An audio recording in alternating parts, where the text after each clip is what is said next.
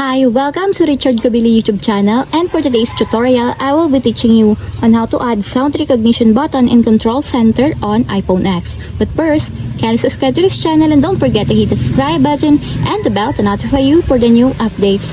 And let's start!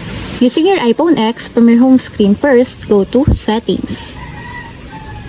Then in the settings, scroll down and find the Control Center, then tap.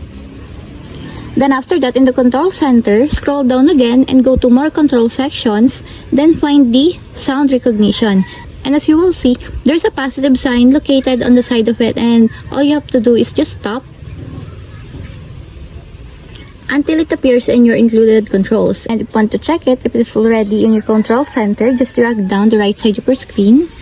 And as you will see that the sound recognition button is already here in your Control Center. And that's it. We have successfully added sound recognition button in Control Center on iPhone X. If you have a question, kindly comment down below and don't forget to hit the subscribe button and the bell to notify you for the new updates. And thank you for watching!